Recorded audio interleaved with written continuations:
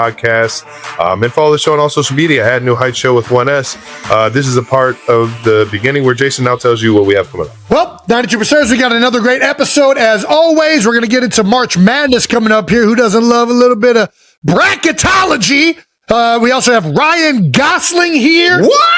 Let's get right into it with a little bit of that new news. New news. Shout out to friend of the show, Conan O'Brien. He absolutely crushed the Oscars. Hopefully all of you out there listening watched it. Did not disappoint. It's proof that it didn't disappoint by Disney saying after the Oscars, hey, you can do this. You have a free invite to host the Oscars forever. In perpetuity of ABC pretty much having the Oscars. So nice. He's pretty much proven he is the best Oscars host of all time. All-timer, man. Yeah, well, did you have any Oscar underdogs that won, hot takes from it, anything that you took away from it? No, I just love how Conan and the team brought a full circle there at the end, and Conan went into a room like Sean Penn did in One Battle After Another, and they offed him. I thought exactly. That was fucking absolutely hilarious. So bravo to the entire Oscar nominees. That was a fun one to kind of be a part of.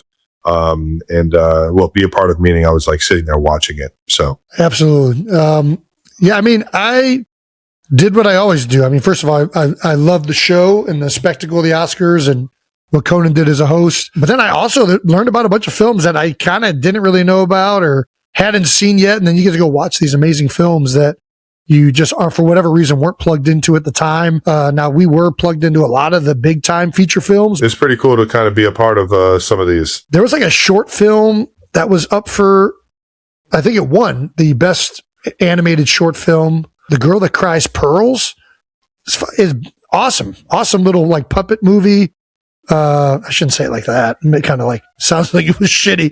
This awesome little puppet movie. It was like incredibly artistic and just so well done. So I'm going to keep catching up on all these movies that I haven't seen. And then again, Conan, he just like, he'll say the dumbest thing. And I just think it's the funniest thing on the planet. We're also dropping an Out of the House from our time at TGL next Monday, the 23rd. Nice. They let us get on the simulator, so we had a little competition. We'll see how that goes. That was such bullshit. I'm calling bullshit right now. I mean, listen, it happened. That's all I know. Yeah, you did. Fucking, I blame all you guys. Nobody fucking said we were doing a New Heights one. I'm blaming Brandon. I'm blaming everybody. What? We discussed it, Travis. It was in an email. You didn't get the email? The email. You didn't open the New Heights email? No, I'm not a big email guy. You know that. I haven't checked that in years. Well, it is the first time I've ever been competitive with my brother in golf. And I was not. I wasn't competitive. We're not going to try and ruin what happened in the episode. You guys are going to want to tune in. It is fun. Let's see if anyone can guess how many beers I actually had before I went into that competition. But yeah, make sure you subscribe on the YouTube channel so you don't miss that. And our book is finally coming out. No Dumb Questions drops June 2nd. 92% you can pre-order from anywhere now and get an exclusive sticker pack. Oh, who doesn't love stickers? Come on now, pre-order a copy of No Dumb Questions from any retailer, and you'll score this awesome sticker pack. Jason, you want to hold that up? Because I do not have it. I do not have the sticker pack. There it is, Brandon, right on time. I do have the sticker pack. It's definitely up. Check my mail. The sticker pack is up there. Exclusive. Exclusive. Big thing about the Kelceys, whether it's email or Gmail or regular mail, we're not checking it. Tough to contact. It's pretty much text message at the right time, and those maybe don't always get read. Yeah, it's a miracle this show happens ever. Dope sticker pack though. Love the neon. Very St. Patrick's Day friendly, by the way, which it is, of course, today. Hey, happy St. Patty's Day. You gonna have some Bruzlowskis, some Guinnesses. You gonna have some? I feel like I have to. I mean, listen, I it's not like I used to do with the Aaron Express here in Philadelphia, or drinking a bottle of Jameson at practice when we were in college. I have moved on to a different phase But yeah, I'm going to probably try and have a Guinness at some point today. I see you rocking your green already. Maybe a Garage Lime, a green beer. I should have worn my green today. It's not, the day isn't over, Trev. St. Patty's Day is just celebrating the Irish culture, right? Technically, it's celebrating St. Patrick, the patron saint who eradicated snakes from Ireland, among other things, of which I'm not entirely sure. Should we do like a little brief St. Patrick's Day, like Wikipedia? No, probably not. All right. You can pre-order now at KelseyClubhouse.com. Shout out to the Clubhouse, or wherever you get your books. Wherever you buy books, you can go and pre-order it there. We'll put instructions to claim your stickers in the episode description below. All right? And that does it for new news. And before we get to our incredible guest, March Madness starts this week, and we're running back. It does. The New Heights times Reese's Bracket Challenge. Brackets came out Sunday, so it's time for some picks. Are we ready to reveal our final fours? Come on, Trav, let's go. Who's in it? Right now. No, don't even look. Don't even look. No research. Don't look. All right. Top 4 teams.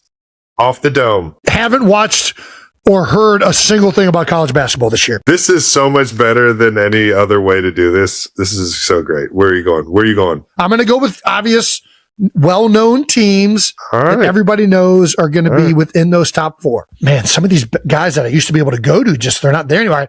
I'm going to go Michigan State. I always like Coach Izzo. I'm going to go Michigan State. Pretty sure they're in it. They should be in it. Okay. I am wearing green, though. That might have played a factor into it. I will go. That is a Michigan State green, too. I'm going to go Duke. I know they lost Cooper Flag last year, but I mean, they're kind of always good. I'll go Duke. The Boozer twins, as much as I hate Boozer brothers. I like the Houston coach. I like they usually play hard. Have no idea if they're any good this year, but I'm going to go Houston. Okay, they're in it. I'm going strictly with like coaches that I know are dogs. All right. And I'm trying to think of like one other. That's the only reason I went Izzo and the guy from Breaking Bad down there in Houston.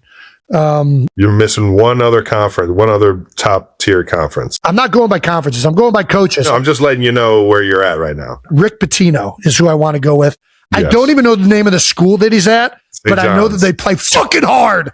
So I'm in. That's my final 4. That was fun. The only issue with your final 4 is that Michigan State and Duke, I believe, meet in the Elite 8. Okay, so I need somebody else in a different side of the bracket. Yeah. What are my rankings of the teams that I just picked? You got Duke's a 1, Michigan State's a 3, Houston's a 2, and St. John's. I'm trying to find St. John's. Sorry. St. John's is also in the East, so 3 of your picks are in the same region. Oh, yeah, you're right. There's St. John's. Yeah. They're a 5. Minor detail. They're a 5? Yeah, Duke and St. John's a 5. Yeah, they played in the Sweet 16. Fuck it. I'm gonna put Duke. Well, I got to see the bracket, guys. I haven't looked at this. This is our bracket. This is going very smoothly. They're a 5, so that means they're in the south side of the bracket. Yeah. No. And what's Michigan State? Michigan State's a 2? Michigan State's a 3. I pulled it up. 3? Yeah. Oh, here we go. So you need somebody out of the West and the Midwest. What? No, he needs an East, South, West, and Midway. He needs. No, he's got Houston. All right, yeah. All right, he's got Houston. My bad. We're tracking. All right. Who are you feeling out of the West? Okay, Arizona, Villanova. I mean, come on, throw a dart. I know. I'm looking right there, brother. I'm not picking Texas. Come on. I'd pick Cincinnati for you, but that's all right. I can't say Purdue. I mean, I love the fact that they're a 2 seed. Every year, though, right? Yeah. It's every year. All right. I know. Let's go up. I'm tempted to go with the 5s. I just always love picking Wisconsin in the brackets. I don't know why. I'm going to go Arizona. Yeah. Nobody else is really standing out. I'm going Arizona. Put Arizona in that Final 4. By the way, I've watched none of these teams play. All right, keep going. Anybody from winning their bracket challenge. High Point back in it, baby. Let's go High Point. Okay, now we need somebody out of the Midwest. What's up? Have her pick. What's up? Do you want to pick a team? Huh? You want to pick a bracket for Dad? Yeah. All right. Okay. Who do you think would win in a fight? This is how Dad usually does it. All right.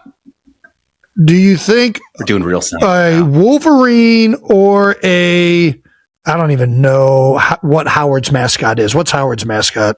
Is it a Blue Devil? What is it? Bison. A bison or a wolverine would win in a fight? Bison. Bison. Okay, we'll Bisons pick are Howard. bigger. It's going to be a loser, but we're going to pick it. It's a good choice, girly. All righty. Do we think a bulldog or a man of the cloth would win in a fight? Yeah, you're right. Bulldog. Good. We'll go Georgia. All righty. Do we think that a cowboy or a bunny would win in a fight? What? I need to tell you something. What do you need to tell me? Akron's kangaroos, right? The ruse. Okay. Okay. She needs you right now. She needs help immediately? Yeah. Okay. I don't know that I can do that. Let's just throw a dart at the board here. All right. I have to go assist. We're having some issues here. Sure. I know. I'm coming. You want to say Iowa State? Do your thing. Yeah. Do your thing. At this point, yeah. We can finish this later. We're not going anywhere. All right. Go ahead.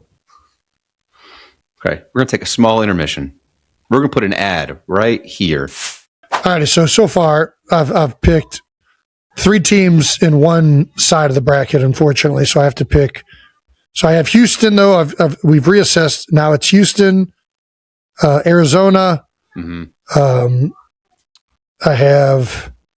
Let's go down. Duke or Michigan State? No. Okay. I want Houston, right? They're in the South. Oh, so Houston was already in its own. Houston's good. Houston was your correct Final Four pick. Yeah. Duke or Michigan State. I know I should pick Duke, but I never pick Duke because I kind of like. Feels wrong. doesn't I it? don't know. Yeah, I don't know what. Like I like Coach K and everything that they've He's not done, but I know Pick against him. it's a little bit too much. Like it's just a little too preppy. Michigan State. Michigan State. Yep.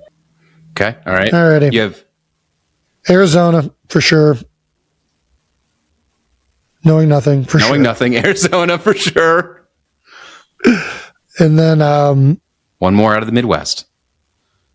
Some landmines in this one, though. I should not have gotten rid of Michigan right from the get go. Wyatt really fucked me there by picking Howard over Michigan. Blame the child. I like it though. I like it. It's aggressive. Yeah. All right, to win. By the way, what is the mascot for Akron? It's a zip. I know that, but is that a bunny? It's a kangaroo. Kangaroo. That's what it was. Fuck. I knew it was something that hopped. all right. All right. Keep going down. I guess I'll go Iowa State. Yeah.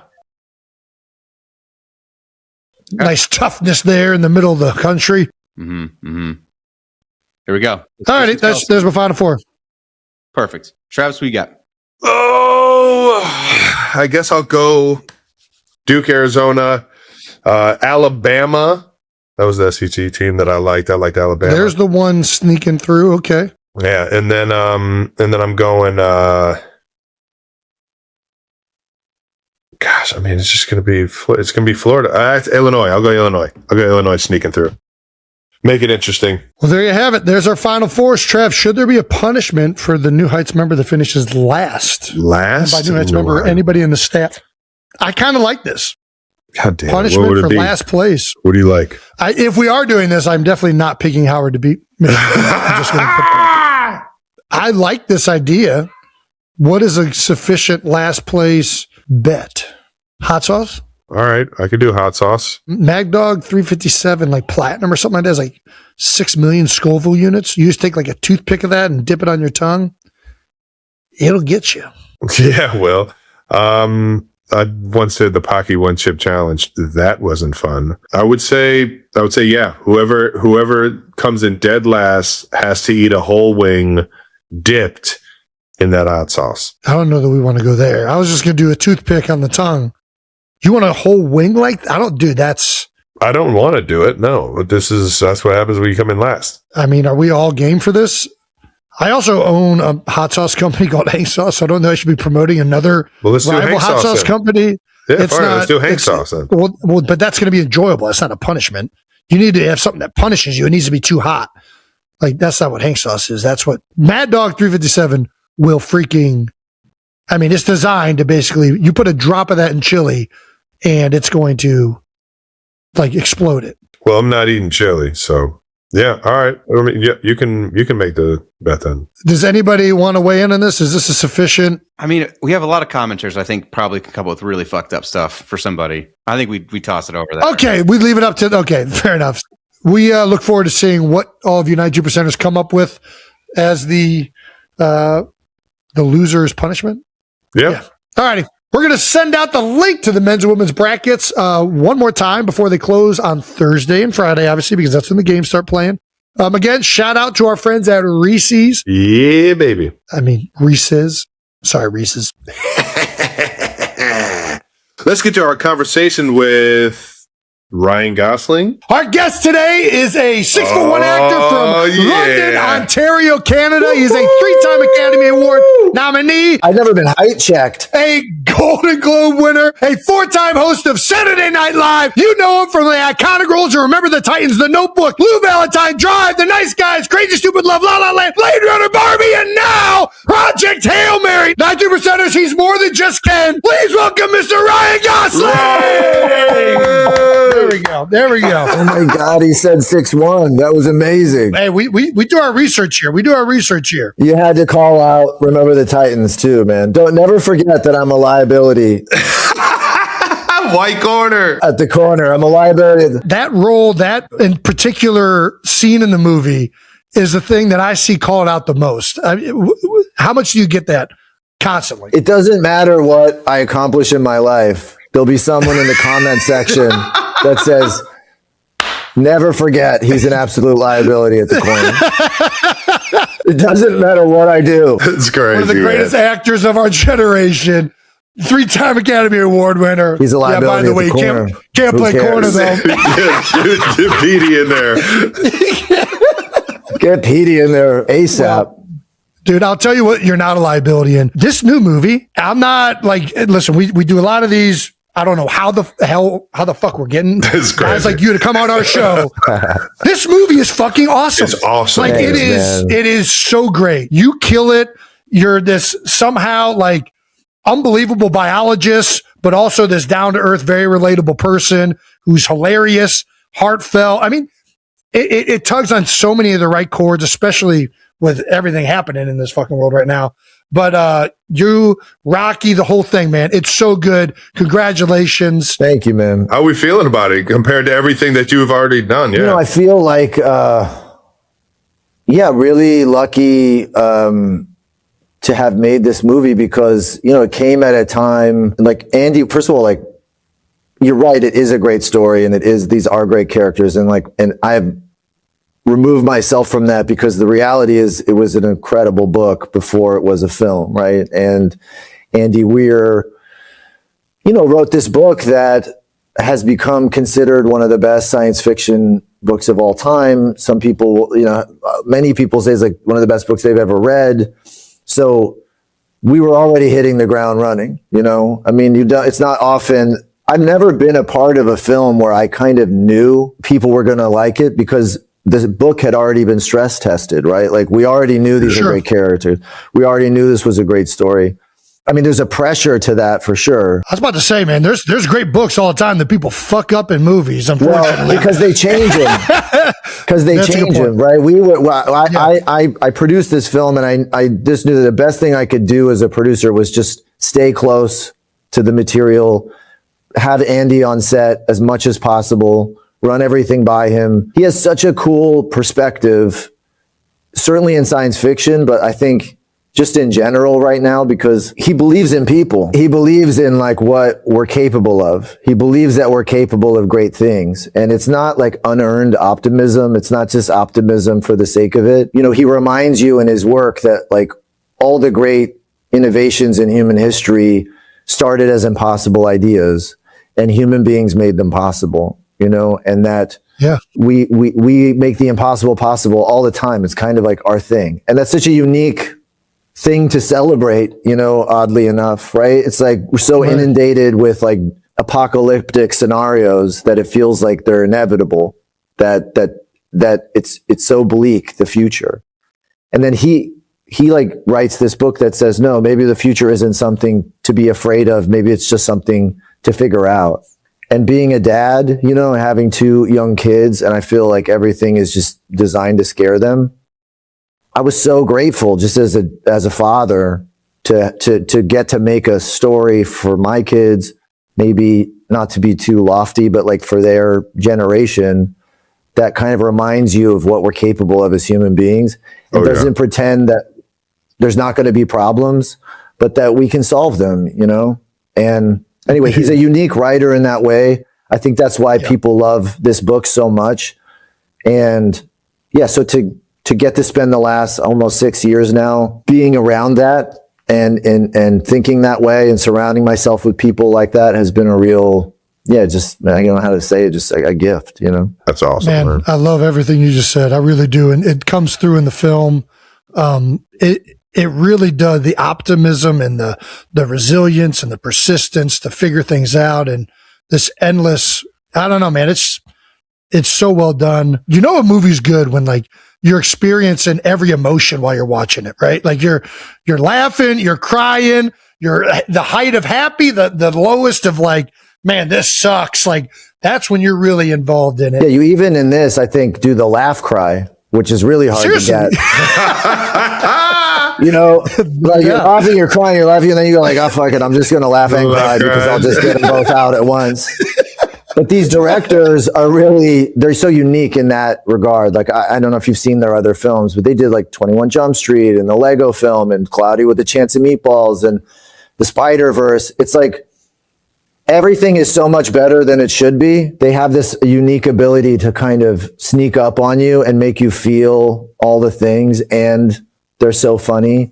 So for me, it was like, it had to be them, you know, and this is just such a perfect marriage of material and directors.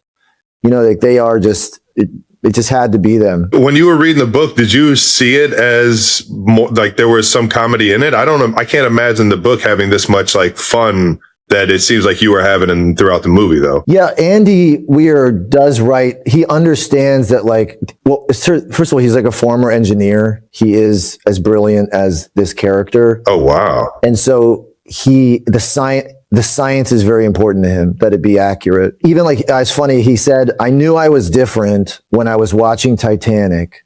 And when Jack is dying, I looked up at the constellations above them in the water, and I said, those aren't the constellations that would be there. No,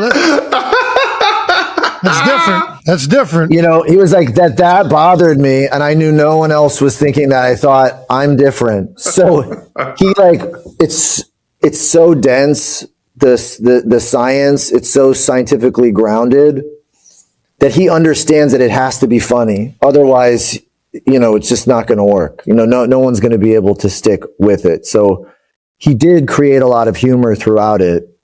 And then we just got a lot of funny people on board. You know, Chris and Phil are so, you know, they're just, everybody was funny. And so everyone added their funny. And so it became, I think, funnier, but it was already there, I think, in the DNA. That's awesome, man. That makes sense. You gotta help me figure out some of this magic that was shot. So the whole time you're talking to Rocky, we're not giving away too much by saying Rocky, right? No, we should talk. It's funny. It's like when we first came out with it, people didn't want us to talk about Rocky, but it's like pretending ET is about a kid whose parents got divorced.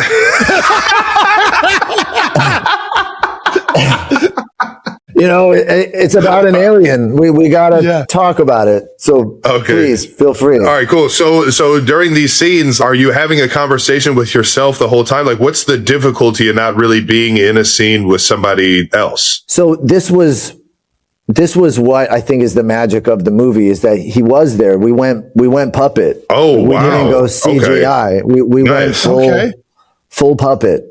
Well, he's in the room with you. He's there. All right. And not only is he there, he's got 5 puppeteers, each operating one of his arms. They're dressed like ninjas. Guys, they're dressed like ninjas. They're all black, just their eyes. Like, that's not distracting at all. You know, his name's Rocky. They call themselves the Rocketeers. He rolls in with an entourage. It's like, that is so good. But James Ortiz is basically the lead puppeteer. And it would have been so much easier had we gone CGI, you know, but there would be no magic, right? Because he's there in the room. I can talk to him. He's moving around. We can improvise. We can take the scene in different directions.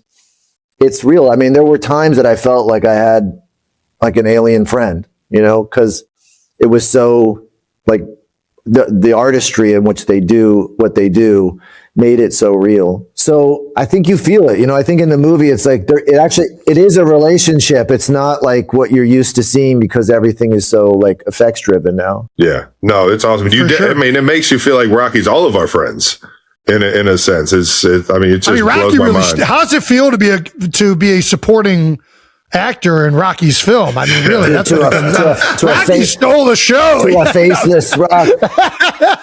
What's funny is that he's real. Like he's been like they've been having him come to some of these junkets. Yeah. So they'll tell me like, oh, Rocky's here in the hotel. He was at the presidential suite at one of these hotels we stayed at recently with 24-hour security. I'm like, he's living like a king.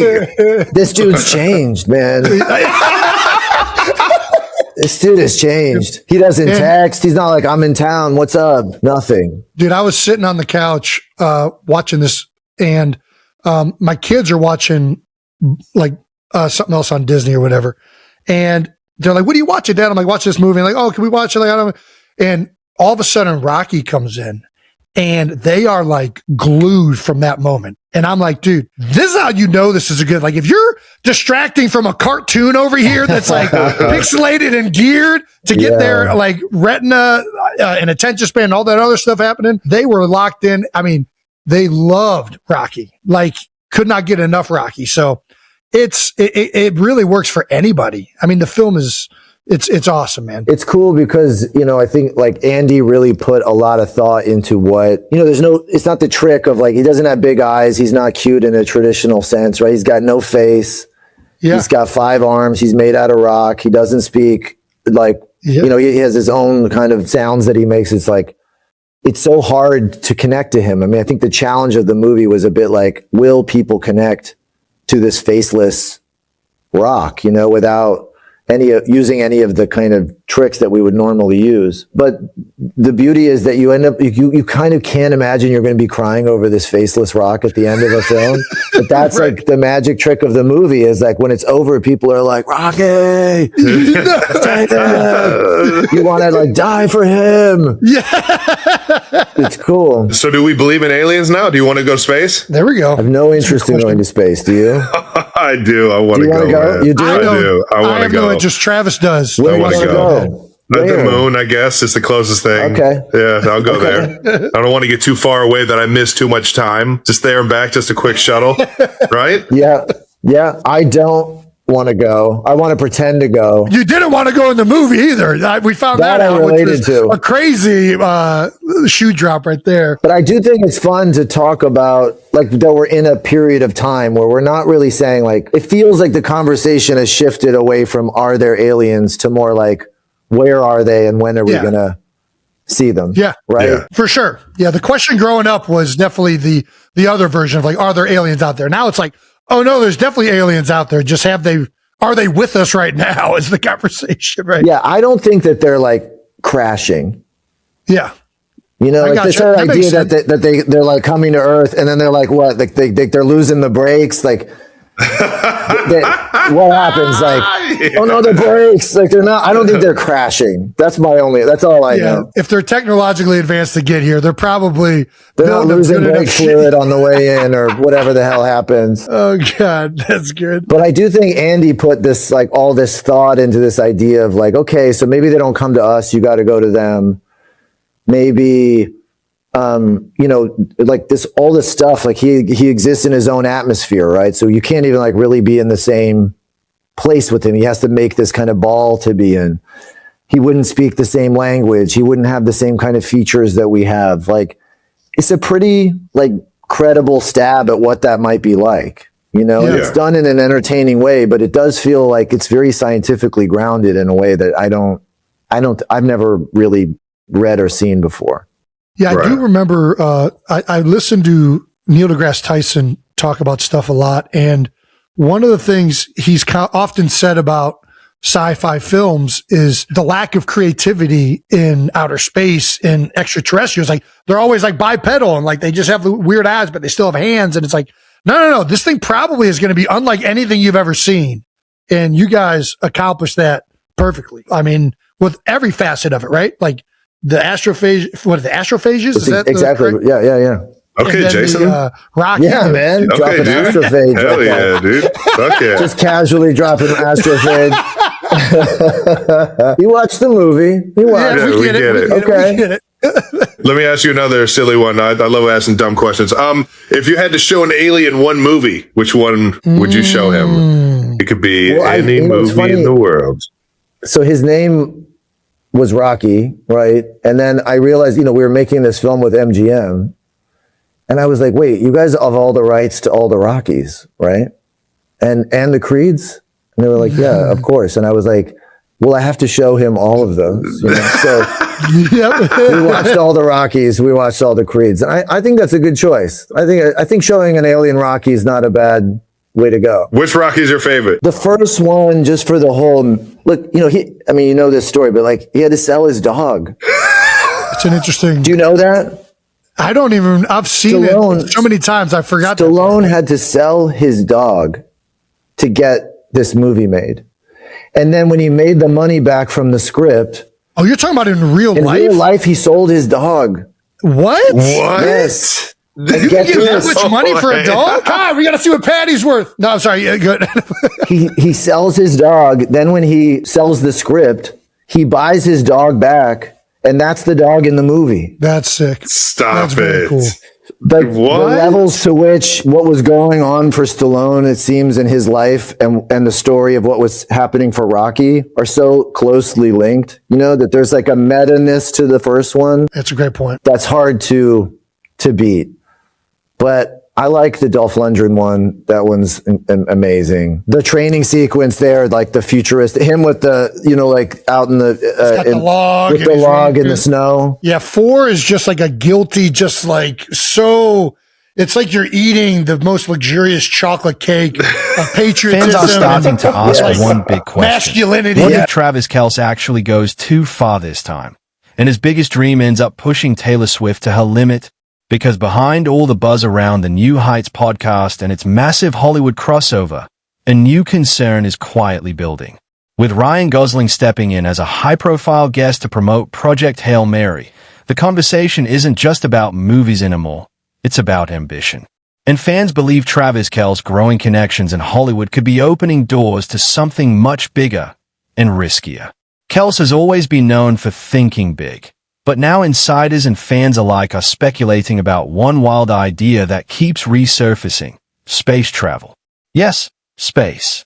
With Hollywood increasingly collaborating with private space programs and films like Project Hail Mary bringing space exploration back into the spotlight, fans are connecting the dots. And they're not entirely comfortable with where it leads. Social media reactions have been mixed, some calling it exciting, others openly worried. Because while Kelce's fearless personality is exactly what made him a superstar, it's also what makes this dream feel unpredictable. And at the center of it all is Taylor Swift. Fans believe that while she's always supported Kelce publicly, a real-life space mission could be a completely different story. The risks, the distance, the uncertainty. It's not just another career move, it's something that could seriously test their relationship. At the same time, the couple continues to dominate headlines, from viral all-too-well moments to unexpected celebrity crossovers. But this latest conversation feels different. Because this isn't about music, football, or even Hollywood anymore. It's about how far is too far, and whether Travis Kelce's biggest dream could become Taylor Swift's biggest concern.